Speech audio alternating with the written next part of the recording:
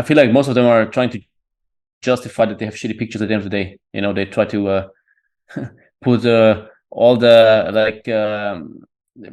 try to blame the algorithm and blame this, blame that, but at the end of the day, you have shitty pictures. So Yeah.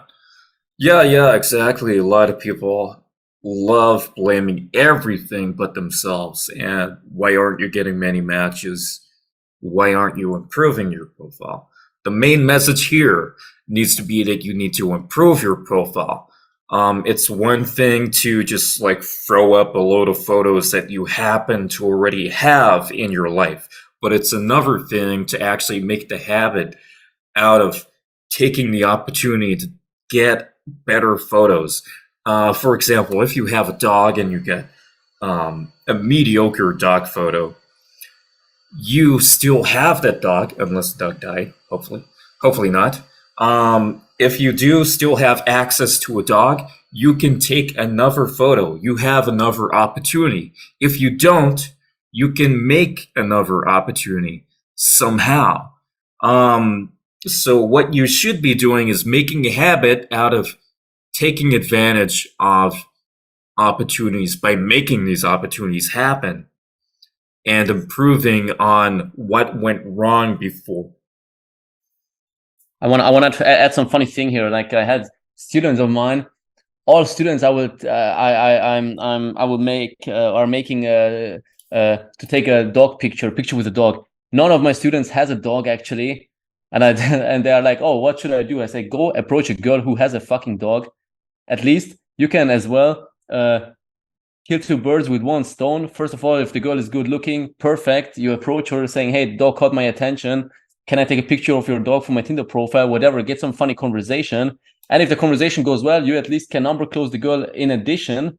Plus, you have a picture with the dog as well, because she's taking a picture of a dog. The dog will automatically look into the picture because the dog belongs to her. So the dog will automatically look into the picture, because sometimes it's weird, like you're taking a random dog and trying to make a selfie, and the dog won't look into the camera at all. The dog will look away, but she will make the dog look automatically in the picture, and it's fucking amazing.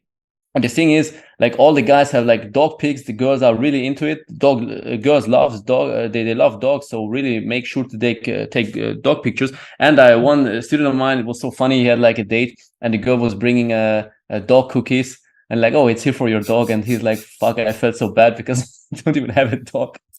But it doesn't matter. It doesn't matter, And they're like coming up with like, oh, what breed is your dog and stuff. And they're like asking me, oh, Pat, I don't know. Like, I'm not familiar with dogs at all. Not me as well. And I was like, how the fuck should I know what breed this kind of dog is? Like for me, it's a dog. Funny shit, yeah. Take dog pictures.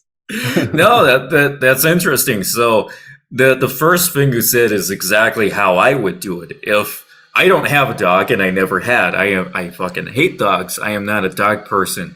So that one would work for me. I could go up to someone and I could say, could I borrow your dog for a little mini photo shoot right here spontaneously for my Tinder profile? Something like that. It's fun. It's out of nowhere. Who's going to say no? Like, lots of dog owners tend to be very open to conversations anyway, because other dog owners tend to say, oh, nice dog, blah, blah, blah. They get chatting.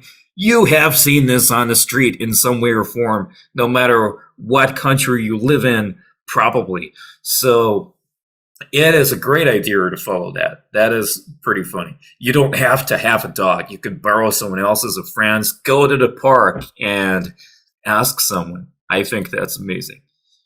I mean, many guys feel so bad about it. It's like, oh, it's not my dog. What should I say if she asks me? Nobody ever will ever ask you about the dog, really. And fucking dog deserves a medal. He got you laid so many times, This random dog. And when you chit chat with a girl, just ask her what breed this is, and then you have some information at least gathered. She won't swipe right because of the fucking dog, but she wants to fuck you, not the fucking dog, So, like, hopefully, in most cases. Yeah. However, I'll give you another option if you're still worried about what to say if someone says, is that your dog? What's his name? Or stuff like that. It's not a problem to tell the truth. You can say, well, I just went up to someone in the park and said, could I take a photo?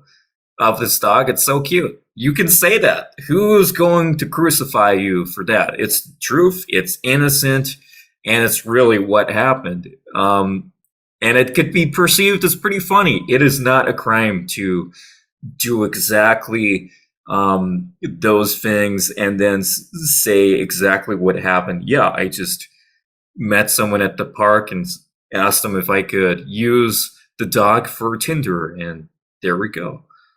Not a problem. It's the same. It's the same funny shit. When once a time I signed up for a vegan online dating site, and I was riding with a girl, and she was like, "Oh, I cannot meet you tomorrow because I'm sick." And I was like, "No problem. I can get you some chicken soup." She's like, "I don't eat chicken. I'm vegan." I thought you were. I was like, "Oh yeah, me too. This was my old self speaking."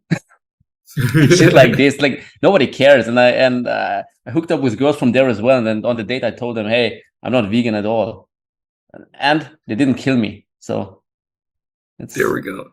Well, it'll be a bit immoral to kill you and use your meat. So I think in that case, it works.